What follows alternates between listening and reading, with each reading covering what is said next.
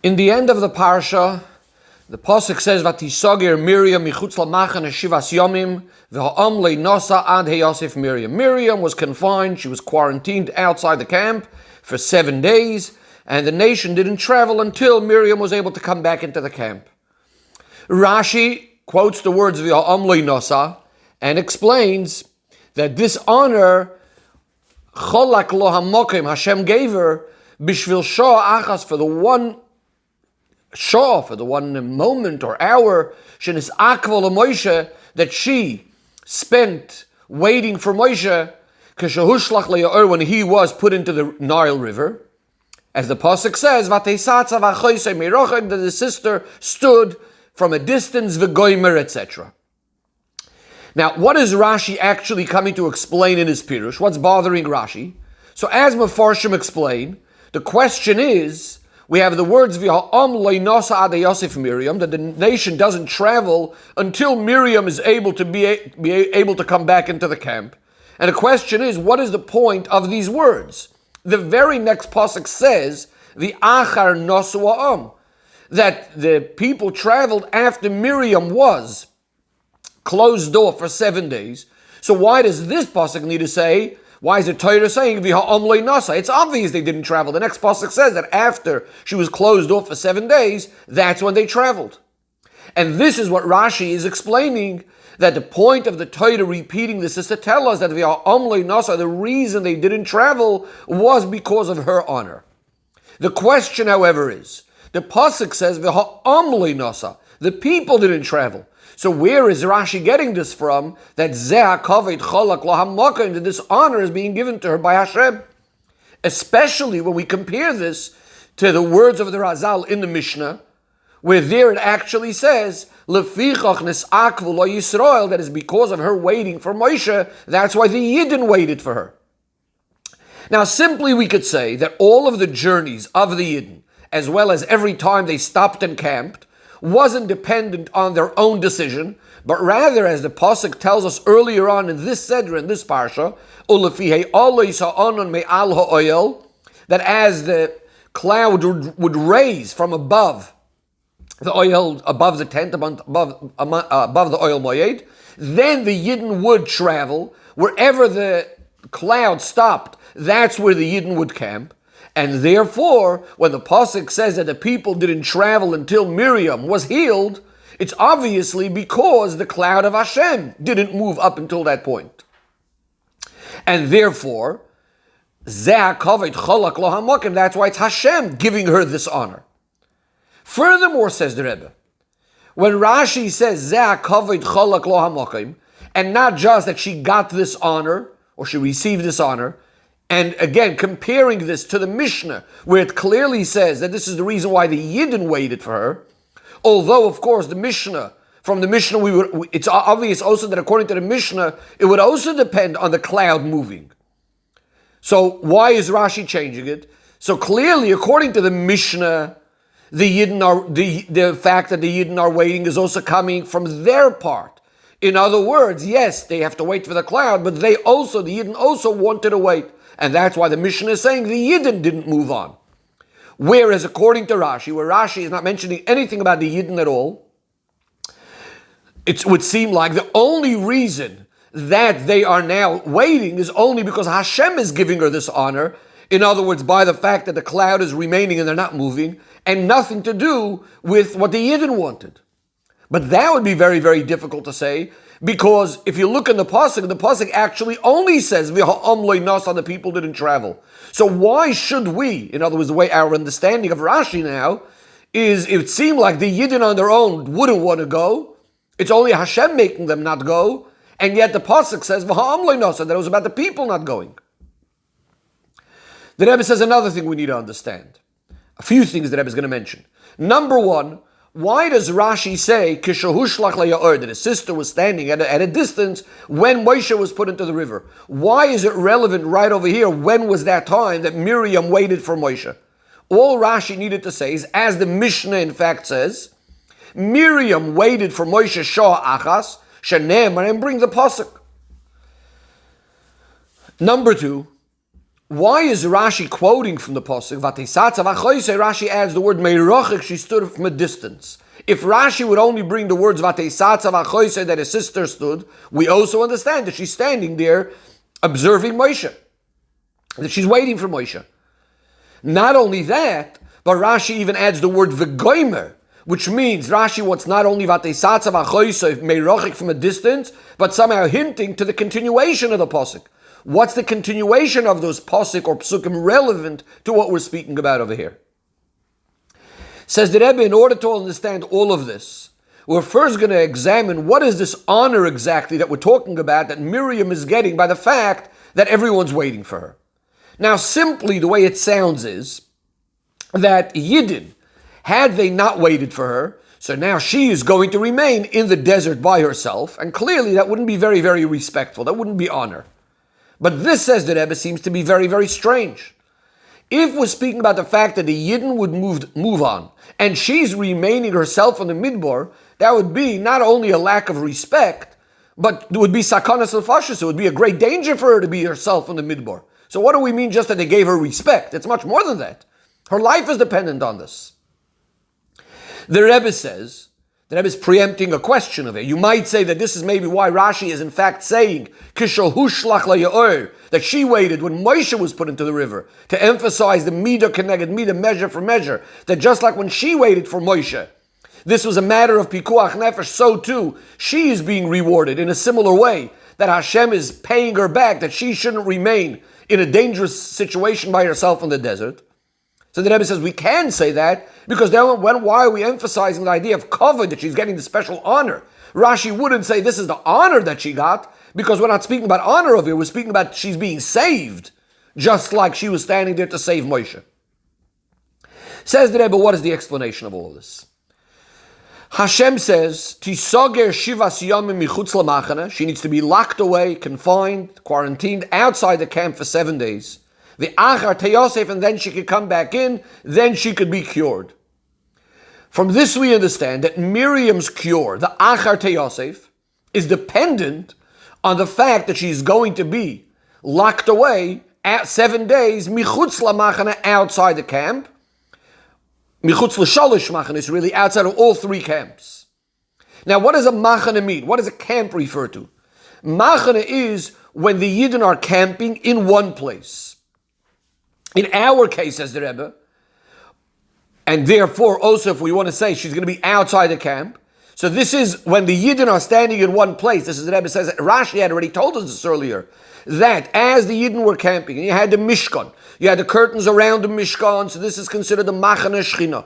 Around that are the Leviim, and that's the Machane Leviah. Then all the other 4 groups of Yidden, the different flags, this is the Machane Yisrael. But this is all when they're standing in one place, when they're stationary. The moment the Yidden are traveling, there is no machane, there is no camp, and therefore there can be michutz lamachane, you can be outside the camp if there is no camp. And therefore, says the Rebbe, had the Yidden not waited right now stationary, b'machane, in a camp for 7 days that Miriam needs to be quarantined, so even though she's not going to be alone in the desert, the Rebbe says it's obvious she would have gone along as well. She wouldn't just stay alone away from the rest of the Yidden. But the point is, she wouldn't be able to have a machane, a camp, that she's outside of. If they're not stationary, there is no camp, she cannot start the process of being quarantined. Because once you don't have a machane, you don't have the outside of the machane. And the result of this would then be that it's going to take longer until the time where she could finally rejoin everyone else, be completely cured. That means it's going to take longer than the 7 days that it should have taken. Because during the times of the travels, we're not going to be able to count that as part of the 7 days. In fact, the Rebbe in the footnotes even discusses, and maybe you would even have to restart if the camp is dismantled in the middle. Says the Rebbe says this is the honor that we're speaking about that Hashem is giving her. That all the Yidden are now going to wait for 7 days in this place where they camped, so that she could immediately start the process of healing, the process of being locked up for 7 days outside the camp, so that then she can be finished with it and rejoin everyone else. Says the Rebbe, from all of this Rashi, we could also see some fascinating things also in the area of halacha. And that is, On these words, Achar Te Yosef, then she will come back into the camp. Rashi says, all of these expressions of asifa that say regarding to a Mitzorah is because a Mitzorah is sent out of the camp. When he's cured, he's now Ne'asaf, he comes back, gathered into the camp, and that's why the term asifa is used. It's an expression of coming back in. Which tells us, says the Rebbe, that when Miriam is told or said about her, Tisager, she needs to be confined for 7 days outside the camp. So this is clearly, as Rashi is pointing out, that it's similar to that which happens by every other Mitzorah. According to this, we have the din by a Mitzorah that Kol Yemei Asher Nega Boy, all the days that the Mitzorah has the spot of Tzaras, so he's Tomei, and Bodod Yeshev, Michutz Lamachane Moishave, he has to sit alone outside the camp. So the Rebbe is explaining now that the fact that he's outside the camp is not just a technical side obligation, that since he's Tameh, he needs to stay away from everyone. But rather, this is a condition, this is part of the curing and healing and purification process of the Mitzorah. And if he doesn't fulfill Boded Yeshiv Mechutz Lamachane Moishave while he's Tameh, then in fact he cannot come to his state of purity. Just like we're discussing now by Miriam, that she needs to be locked away for 7 days in order to be able to join the rest of the Yidden, in order to be able to be cured. Now just to clarify the next point, within Mitzorah we actually have two types of Mitzorahim. We have what the Rebbe was referring to right now, a Mitzorah that means a full-fledged Mitzorah, someone that's confirmed as a Mitzorah and he needs to be outside the camp, etc. We also have something called a Mitzorah Musgar. Musgar is the time when the Kohen still has to recheck him and see whether it's going to be a confirmed absolute saras. And by this Mitzorah Musgar, there's also the concept that he needs to stay. The regular Mitzorah, we said, he's outside the camp until he's cured. But a Mitzorah that the Kohen still needs to recheck, so there's a period of 7 days in which he needs to be locked up. So we're going to be using this term Mitzorah Musgar a few times. So the Rebbe says the same thing as with the Mitzorah Musgar.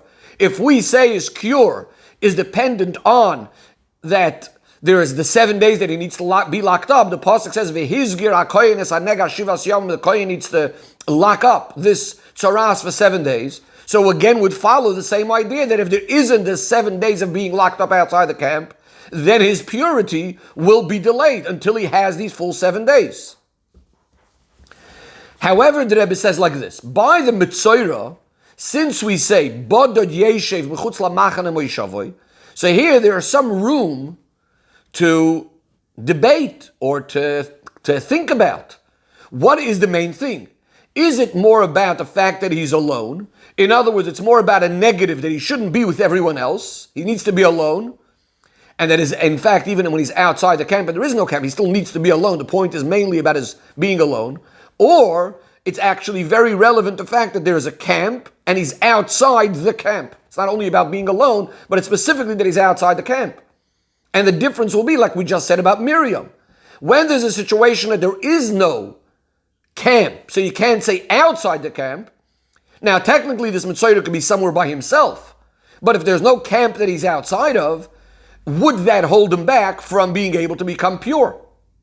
Again, applying this to the Mitzorah that needs to be locked up for a few days till the Kohen looks at him again. The same question. In a situation where there is no Michutz Lamachane, so those days that he's himself, will that count as part of the 7 days? So now, if we look at the first way of it, in other words, we said that the main thing was that he was himself, then there wouldn't be any problem at all, because even if, as long as he's not with everybody else, that's fine. It's part of the days. On the other hand, if we look at it that no, we need to have a camp that he's outside of, so then he's going to have a problem. He needs to wait until he has 7 days that are outside a camp. The Rebbe says that this could be relevant even nowadays in halacha l'maisa. Because the Rebbe says that the halacha is that this whole idea of Mitzorah and the purification of Mitzorah applies in Eretz Yisrael and in Chutz La'aretz. It applies in the time of the Beis HaMikdash and in the time when there's no Beis HaMikdash. Says the Rebbe, according to the opinions that the din, the kedusha, the concept of Yerushalayim being like the machane, similar to the Yidden in the Midbar, Yerushalayim is the machane. According to the opinions that say that all of this does not apply today when we don't have a Beis HaMikdash, the question will be whether a Mitzvah these days would be able to become pure after the Korban if there is no Machane to be outside the Machane. And again, the same question. If the main point is that he sits himself, he shouldn't be with the rest of the people, so then that would be able to be applied nowadays as well. But if you need to have Michutz LaMachane Meishava is crucial, not only that he's himself, but it has to be by himself outside a camp, then you wouldn't be able to have that after the Churban. The Rebbe takes it a step further and says, even if you want to say that these days, because there isn't this whole concept of the Machanos, even when the Mitzvah became Tameh, because he became Tameh after the Beis HaMikdash was destroyed, so you might say that if there were no Machanos when it started, so then you don't have to go outside the camp to become pure. But there's still room for the question, what about a case if a person became Tameh in the time of the Beis HaMikdash? When he's Tameh, the Beis HaMikdash was destroyed, so he started off with the Machane, with the camp, with Yerushalayim. Could he become pure after the Churban if there's no camp, if there's no Yerushalayim? Going back to Miriam now, to the way we understood Rashi based on Miriam, it would have to come out that the same thing would be true with every Mitzvah, that it's not only that state of being alone, but it's Noigeya also this idea that Michutz LaMachane Meishava, like we said about Miriam, yes, she had to be outside of the camp. There needs to be a camp, and she's outside the camp, and therefore applying it nowadays, since we don't have the Machanos, according to these some opinions, and we cannot fulfill this obligation of sitting outside the camp, so then a Mitzvah these days would not be able to fulfill this obligation and come to his purity. Says the Rebbe, now that we have a whole new understanding, that Miriam's honor consisted of the fact that she's able to start the quarantine process, the 7 days, and therefore her cure immediately, and it doesn't stretch out. It's not delayed for a later time and for a longer time. So again, we're looking at it differently now than before. Before it was just a nice gesture that all the Yidden are waiting for her. But now that we're understanding it very differently, that the honor is the fact that she's able to start her process, her healing process, and her purification process right away. We can now understand what Rashi says when it says Zeh HaKavod Chalak LaHamokim, that Hashem is giving her this honor. Because again, the question is seemingly, we should have said, like the Pasuk says, and like the Mishnah says, that it's something to do with the Yidden. The Mishnah says, Nitzakvul Kol Yisrael, all the Yidden waited 7 days, and the Pasuk says the people didn't travel. So why doesn't Rashi just say the Yidden waited? And if Rashi is trying to bring out how great of an honor she got, because Hashem is the one that's delaying everything for her, so he should have said, like it says in the Sefri and the Mechilta, Hashem holds back for her the Shechina, and the Aroin, and the Koyanim, and the Levim, and the Yisraelim, and the 7 clouds of glory. But the Rebbe says Rashi is out to tell us something else completely over here. It's not just about, as we thought before, that it's just a matter of how long, everyone's going to wait for her honor. Rashi is not speaking over here about who is the one giving her this honor, whether it's Hashem or the Yidden. Rashi is trying to bring out a different point, that this is all to do with the fact that Hashem had said that she should be quarantined immediately to have the 7 days Michutz LaMachane. That's the point over here. In other words, it's not about a technical thing, how long people are now going to wait in her honor, but that the main focus over here is that Hashem gave this special order that immediately she should be able to start off her process of being locked up and then being able to come to her cure. Says the Rebbe, we could now ask the following question. We spoke about Midah Keneged Midah. We're speaking about the idea that she's getting a certain honor over here, that Hashem is giving her because of the Shah Achaz, the one period of time that she waited for Moshe. And the question the Rebbe is asking now is, back there, we seem to say it was an inyan of Pikuach Nefesh. Moshe was in the river. So how is the kavod, the honor that she is getting now, that Hashem is giving her, how is this sort of a befitting reward for what she has done? And the Rebbe is going to ask this question in two almost opposite extremes, how the question is going to be, how what she's getting, this kavod, the honor that she's getting, is completely disproportionate to what she has done, and in two different directions. First of all, it says the Rebbe, as far as the act itself, she stands over there. Again, this seems to be a matter of hatzalas nefashos, to be able to save Moshe. This is one of the greatest possible things. How is a payment of nice honor, even the greatest honor, How is that in any way measure for what she has done, saving the child? The Rebbe now flips it the other way around, that maybe it's completely disproportionate the other way. Miriam's waiting for Moshe is self-understood, even by a simple person, would do this to go and save a child, especially one's own brother. So what's even the big deal? Why is that even such a big chiddush? And the reward she's getting, wow, it's completely, again, disproportionate now the other way. She's getting that Hashem himself is giving her such great honor, holding back all the Yidden and the Mishkan, etc. for such a long time.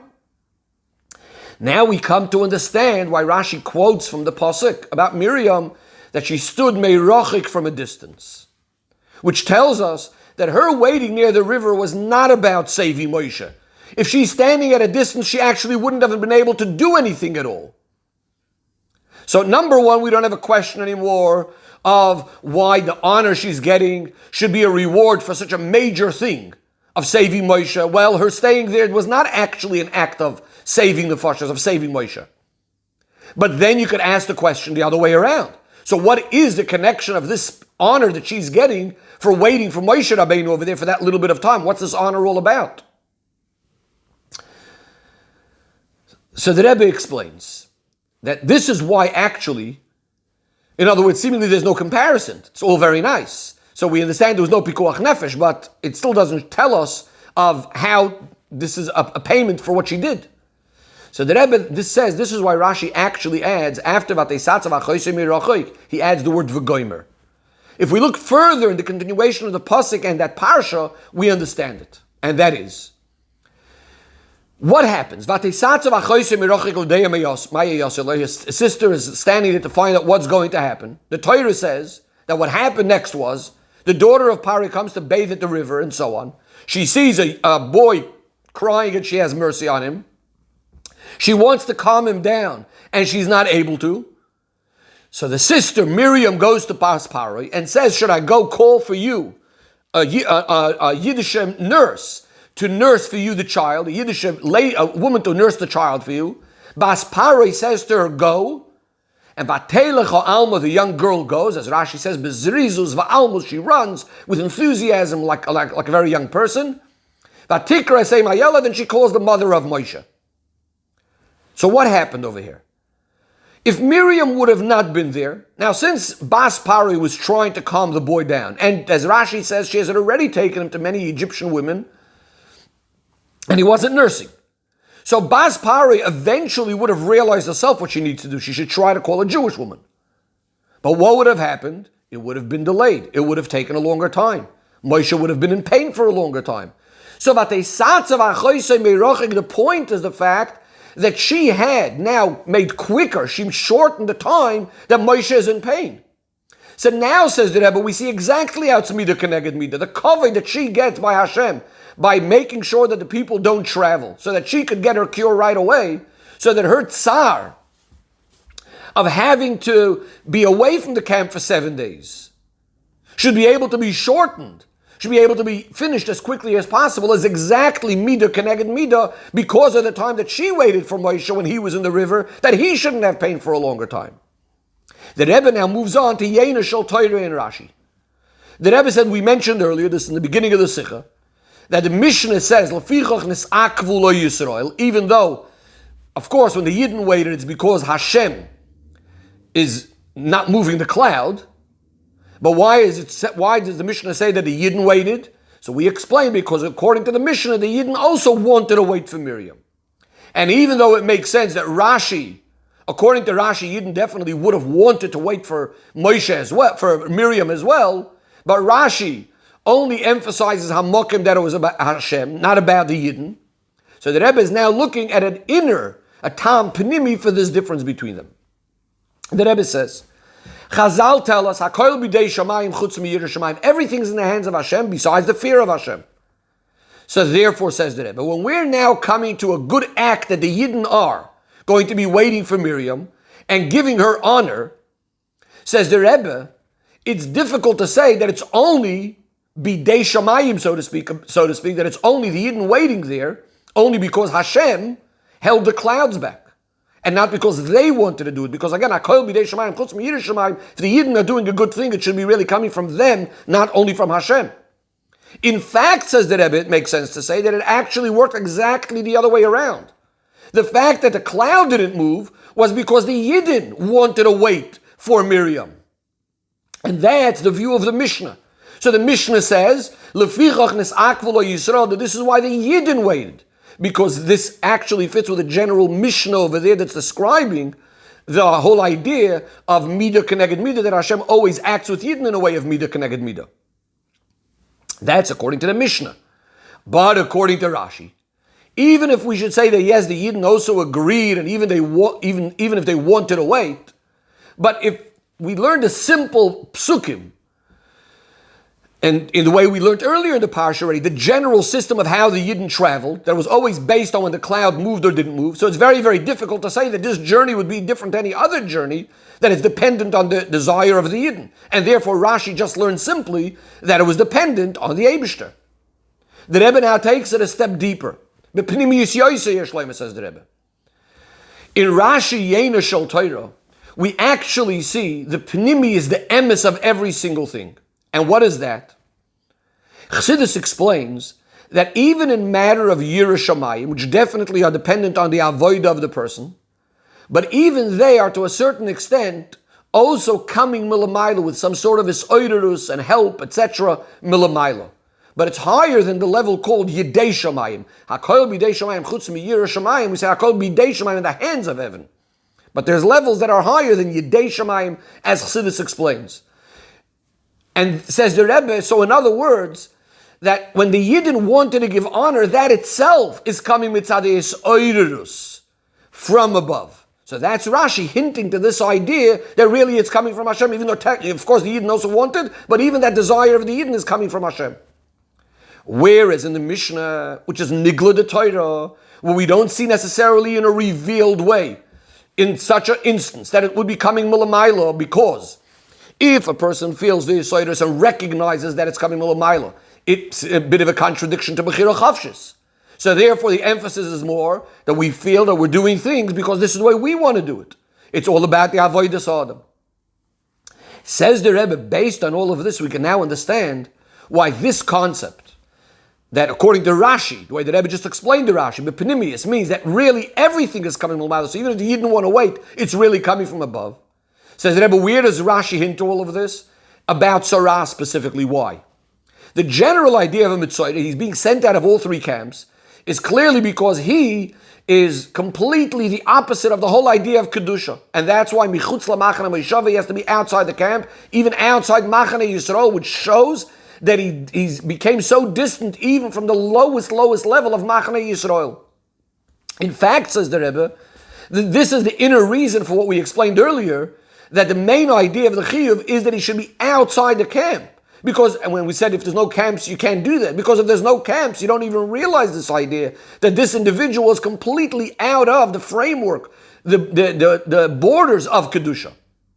Says the Rebbe, this is why this idea that Yirah Shamayim comes from above is hinted specifically when we're speaking about trying to bring the tar, the purity of the Mitzvah quicker. Because the general idea of the tar of the Mitzvah comes specifically milamayla, from above. The Rebbe says, it's explained elsewhere, that the reason why it says by the Mitzvah v'hu vo'el hakoyin, which sounds like he's being brought against his will, is because really the isoidurus tshuva, the arousal, the inspiration for tshuva for someone on such a low level, someone that's outside of all the camps, is not really coming from himself, because if he's in such a low state, it's very difficult that he should be in this isoidur in tshuva by himself. But rather it's coming from a isoidurus milamayla, because Hashem had promised that no Yid would ever be completely pushed away. Which Hashem promising this, obviously this is also in a sinus koyach, this is also Hashem giving us the koyach, that that's the way it should happen. HaKadosh Baruch Hu Oizre, that Hashem actually helps along.